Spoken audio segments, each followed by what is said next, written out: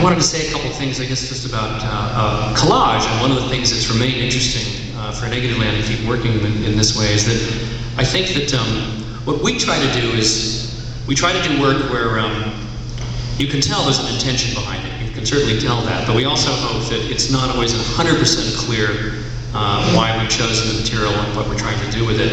And I think part of the thing that's interesting with collage is how much your mind has to really piece it together and sort of do the work.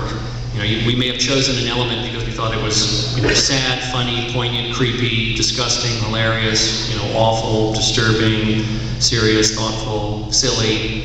And for Negativland, oftentimes, if it's all those, if it's like 3 or 4 of those things all at the same time, it's much better. And we've also worked really hard when we're working on pieces. Sometimes a piece can seem like it's trying to make too much sense, and we'll actually purposely goose it with some other kind of pure Dada sort of thing tossed in there, just to kind of throw it off a little bit in some way. And the other thing I wanted to say about this, and for those of you who do any kind of work in any medium that uses found elements, I don't know how much you'll agree with this, but that it's not so much seeking out things to make stuff around, it's that you get inspired by what you find. You get really excited about something enough that you want to make something out of it, and that's very true for Negativland. And the next piece I want to play for you is a good example of that. Richard Lyons is another founding member of the group. He was in a thrift store, and he found a record album that was called If Footmen Tire You, What Will Horses Do? It was by the Reverend Estes W. Perkle from Louisiana, who just died about a year or so ago.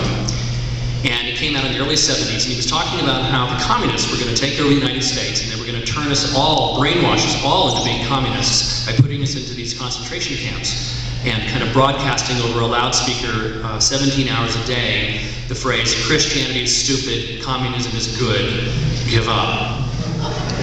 So this would work, right? So we thought, wow, this is great, you know, great material, this is a preacher saying this. But what was really great about it was not just what he was saying, it was how he was saying it. And that's all, for us, that's always a big element to it. There's both the content, but there's also just the pure texture of the thing. You know, the quality, the ambience of it. And he was so musical, you know, he was saying, Christianity is stupid, communism is good, give up, give up, give up. I mean, he was singing, right? So we thought, well, we've got to make him the vocalist for a piece, this would be great. And so we got our razor blades, we actually, when samplers were first around, we just couldn't afford them. We've never been able to use anything that was new to make any of our projects, really. So I think we were still using tape and razor blades for long after samplers were all over the place because they weren't cheap enough. Anyway, so he was talking about brainwashing, right? So we composed some music that sounded like kind of dirge, heavy, slow rock kind of piece. It sounded like brainwashing music, you know, with a big riff, a lot of riffage going on. And we set the record to music. And we actually kept this one fairly simple because we actually thought there was something very strangely a rather complex thing was being evoked by the fact that we don't explain why Christianity is stupid, nor do we explain why communism is good, nor is it quite clear what it means by saying that because of those two things you should give up. So I quite like that. Anyway, we made a piece about this that another one of our very imaginative title tracks, we decided to call this piece, Christianity is Stupid. And many years later, a film came out by an actor, filmmaker from Australia. It was very popular. And how many of you saw this film, The Passion of the Christ? Not many of you. Godless people in this room, I think.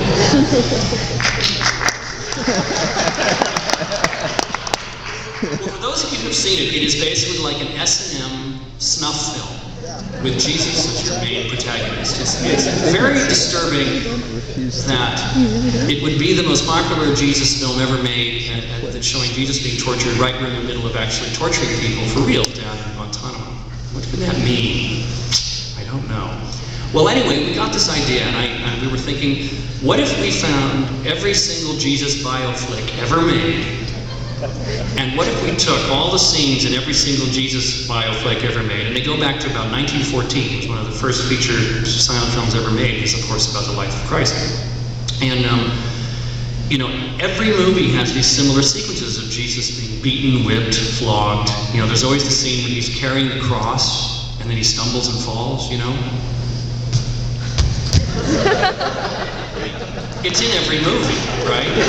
And so we thought, what if we took all these and edited them together kind of in the order of the Stations of the Cross, and all edited it kind of like an early 80s rock video. You know, everything's on the beat. And what would that look like?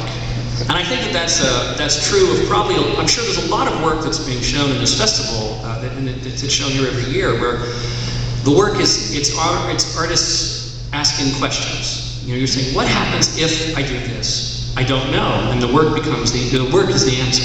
You know? And that's certainly true for Negativland. What happens if we took it and made it together? Well, we also needed footage of happy communists. Christianity, communism is good, right? So we found footage of Khrushchev playing badminton, Lenin petting a cat, Mao Zedong happily waving at all of his people, Brezhnev bear hugging the cosmonaut.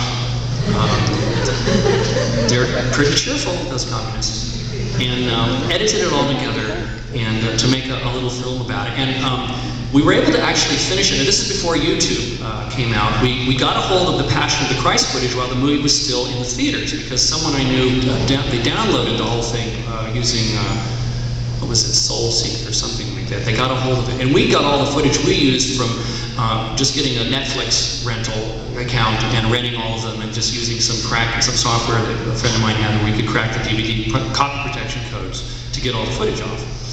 And we made this little thing. And then we actually got it onto the web using BitTorrent, because we wanted to get it out there as high-res, full-screen resolution, but we couldn't afford the download payments that we would have if we got thousands and thousands of downloads. So we used BitTorrent, and we just kind of announced that our mainframe had been hacked, and that this short that we had never intended for anyone to see had been stolen from Negativland.